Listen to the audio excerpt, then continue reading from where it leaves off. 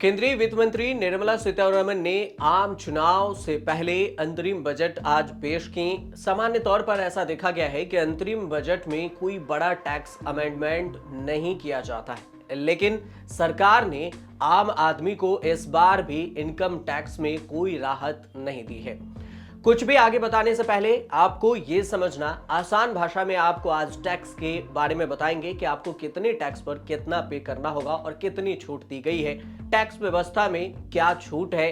पुरानी tax regime चुनने पर अभी भी आपको 2.5 लाख रुपए तक के इनकम टैक्स फ्री रहेगी अभी भी। हालांकि इनकम टैक्स एक्ट के सेक्शन 87A के तहत आप 5 लाख तक की इनकम टैक्स बचा सकते हैं। लेकिन सवाल ये कि ये कैसे बचाएंगे और क्या रूल रेगुलेशन है, ये आपको आसान भाषा में समझाते हैं कि नई टैक्स रेजिम अगर आप चुनते हैं तो पहले की तरह 3 लाख रुपए तक की इनकम पर टैक्स नहीं देना होगा।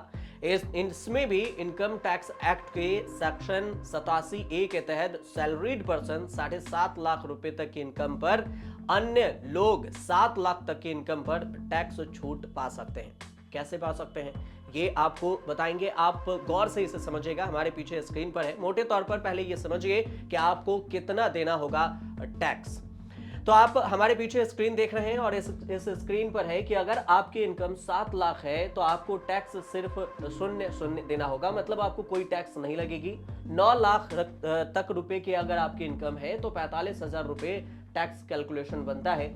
12 लाख तक आपका टैक्स 90,000 रुपए बनता है और 15 लाख तक अगर आपकी इनकम है तो 1.5 लाख रुपए आपको टैक्स देने होंगे।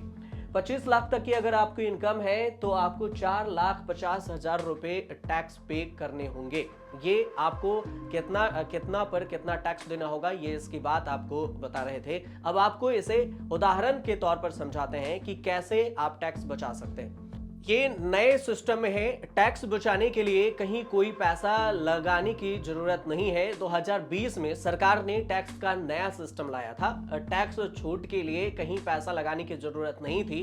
पुराने सिस्टम की अगर बात करें तो पुराने सिस्टम में टैक्स बचत के लिए स्कीम में पैसे लगाने पड़ते थे। नया सिस्टम चला नहीं, 5 लाख लोग ही आए थे नए सिस्टम में। अब नया सिस्टम डिफॉल्ट होगा, पुराने सिस्टम के लिए फॉर्म भरना होगा। तो ये सारी चीजें थी, लेकिन इनकम टैक्स का जो पुराना सिस्टम बेहतर है या नया, ये समझना भी जरूरी है।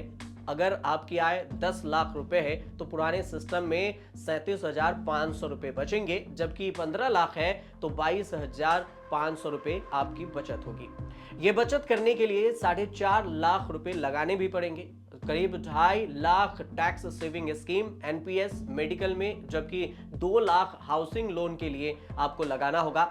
अब ये फैसला आप पर है कि आपको कितना लगाकर कितना टैक्स बचाने हैं। सरकार इनकम टैक्स में रियायत का खेल खत्म करना चाहती है। जो भी वो छूट देती थी उसे अब खत्म करने के तौर पर सरकार चल रही है और इसी को लेकर ये सारे बदलाव भी किए गए हैं। कई सालों से कोशिश हो रही है लेकिन कोई हिम्मत नहीं जुटा पा रहा था। रियायत का गणित थोड़ा मुश्किल है, जबकि पुराने वाले का अगर नया का समझे तो थोड़ा आसान भी है नए वाले में टैक्स में। पुराने टैक्स रेजिम को उदाहरण से अगर समझिए तो अगर किसी की सालाना इनकम 5 लाख रुपए है तो पुराने टैक्स रेजिम में आपको 2.5 लाख रुपए तक के इनकम टैक्स फ्री है। ऐसे में बचे हुए 2.5 लाख रुपए पर उस व्यक्ति को 5% के हिसाब से टैक्स की देनदारी बनेगी, यानी उसे 12,500 रुपए टैक्स चुकाना होगा। पर सरकार इस टैक्स को इनकम टैक्स एक्ट के सेक्शन 87A के तहत माफ कर देती है। इसमें एक पेच भी है। पेच ये है कि अगर आपकी कमाई 5 लाख रुपए से 1 रुपया भी ज्यादा हुई तो आपको 1 रुपए पर नहीं बल्कि 2.5 लाख रुपए पर टैक्स चुकाना होगा।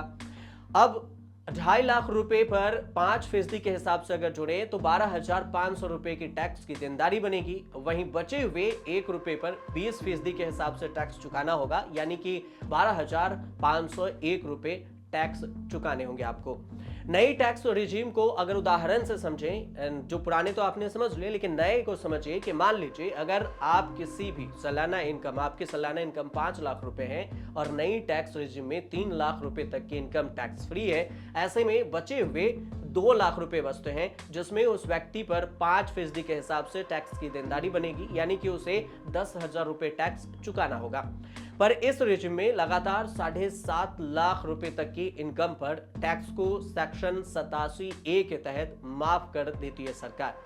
इनमें से भी एक पेज इसमें भी फंसता है। इसमें ये कि अगर आप सैलरीड पर्सन हैं, आपकी कमाई 7.5 लाख रुपए से 1 रुपए भी ज्यादा हुई, तो आपको 1 रुपए पर नहीं बल्कि 4,50,001 रुपए पर टैक्स चुकाना होगा। अब 3 लाख रुपए का टैक्स माफ होने के बाद बचे हुए 4,50,001 रुपए में 3 लाख रुपए पर 5% की दर से 15,000 रुपए और बाकी का पर 1,50,001 रुपए पर 10% की दर से आपको 10,000 रुपए चुकाने होंगे।